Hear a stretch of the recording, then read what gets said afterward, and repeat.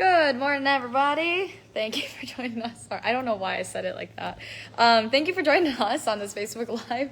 I'm Saquon. Okay, don't forget, of course, you can always watch this, listen to this on your own time by, visiting our InForum YouTube channel. You can also find this on your favorite podcast platform, whether that be Apple Music, maybe or Apple Podcasts, my goodness, Spotify Music, and then you can also find us on inforum.com/podcast under the InForum Minute. All right, let's get started. First of all, pointing ahead, wanted to let you guys know today is the start of homecoming week at MSUM. Homecoming court will be revealed tonight for students. Events are happening, of course, during the week as well for people in the community who want to take part. So tomorrow, the university's deans will be putting their aprons on, and they're going to try and win that annual chili feed, which is going to be happening in the campus mall. And then on Thursday, there's an ice cream social going on. We do know that there's not going to be a homecoming parade this year, but there will be a carnival on Saturday morning leading up to the homecoming game against Minot State. So lots going on there for all the Dragons and the MSUM Moorhead community. Also today you can join some local chefs and celebrities from around the area for a good cause. Churches United is holding its annual Gourmet Soup Kitchen that's starting at 6 tonight at the Holiday Inn right off of 13th Avenue South in Fargo. There's going to be a live auction and, of course, soups made by local chefs and celebrities. We did check this morning at around 5 a.m. And there were still a few tickets up for grabs, so they're going to cost you about $80. If you want to go tonight, you can find a link to get those tickets on our website, inforum.com. All right, this morning we are learning that the former public works superintendent in Harwood, North Dakota, is pleading guilty to an assault charge in Otter Tail County. So back in May, Bernard Stash was arrested for shooting a gun multiple times outside a house in Richville, Minnesota. Well, he also apparently is accused of choking a victim during that time. He was fired from his position in Harwood just about a month later, and then a terroristic threats charge related to that case was also dropped. He does now face up to 7 years in prison, though. He will be sentenced in December, so we will definitely keep tracking that for you and let you know what happens. Also, 2 really rundown homes in Fargo are set to be demolished after a unanimous vote from Fargo City Commissioners. So the first home is on 12th Street North, and it was condemned due to excessive hoarding. Second home is on 2nd Avenue South, and that place was considered a bit too unsafe.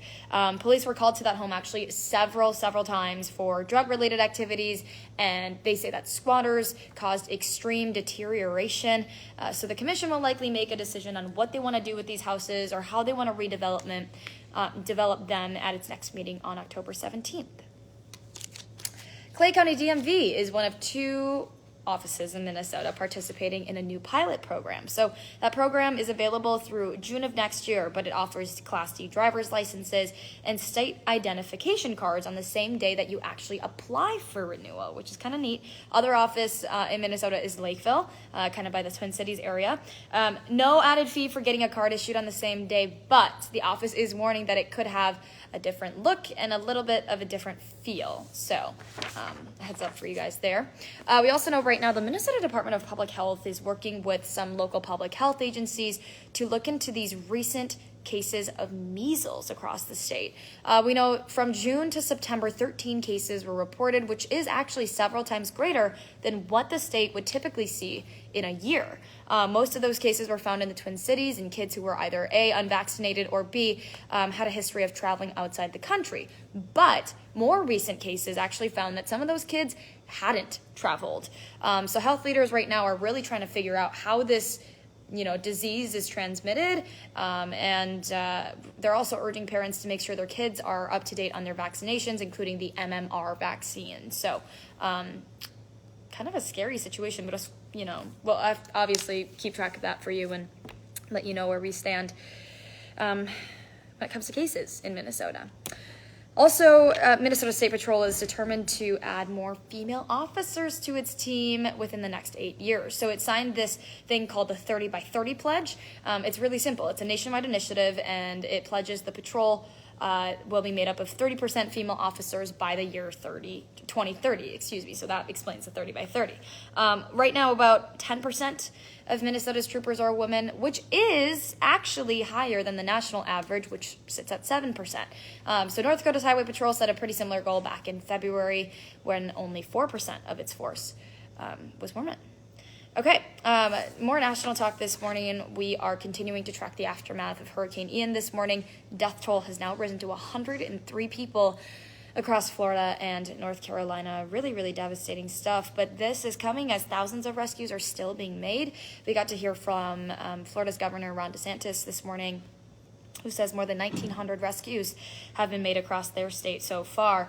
Crews are also working to build this makeshift road for some first responders to get to Pine Island, which is where many bridges and roads, the main roads, were destroyed into pieces from Hurricane Ian. So we're also learning from power companies that they're hoping to restore power to all these homes, or most of these homes, by the end of the week. So we'll, of course, continue to track the aftermath of that.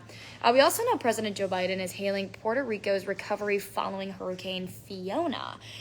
He and First Lady Jill Biden did visit the U.S. territory, and Biden announced a $60 million investment for coastal areas. It would shore up some levees and flood walls and help fund a new flood warning system. And the president is saying, when the next hurricane hits, Puerto Rico will be ready. So we also know Biden will be heading to Florida tomorrow to survey the damage from Hurricane Ian. Kind of an interesting development in the case of Daunte Wright.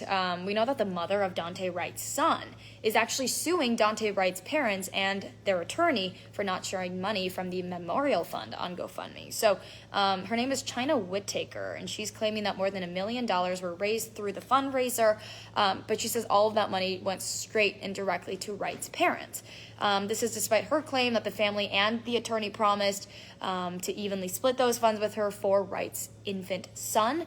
But the attorney did already respond, saying that his law firm never handled or controlled the money for the fundraiser, nor did they get any of the money from it. So kind of an interesting development in that case, but we will for sure track that for you as well. Hot Mic with Dom Izzo, 9 to 11, WDAY Extra, InForum.com. Dom's always got a lot of great guests on, a lot of great things to talk about, so make sure you go join him. I'm sure talk a little bit maybe about Noe Gendorf, NDSU, lots to talk about, so make sure you go join him on his show. On InForum.com right now, this is a story we talked about on First News this morning. Here's a headline. School bus driver had medical emergency before bus plunged into river. If you recall, 7 students inside that bus, where a bus driver crashed, about 12 feet into the water, or plunged, I should say, into the Maple River. But of course, based on that headline, you can tell that this bus driver had a medical emergency. But what I thought was kind of interesting was what he needs to do if he wants to get back behind the wheel. So if you want to read up on that, you can certainly do so on InForum.com.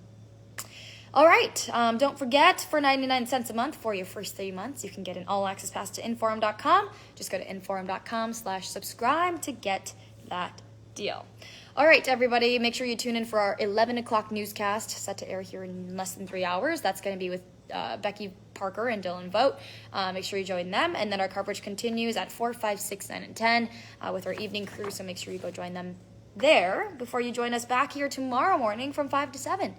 Hope you guys have a great day. Soak in all these nice warmer temperatures, because a cool down is coming, and it's a big drop when it comes to our temperatures. So take advantage of it.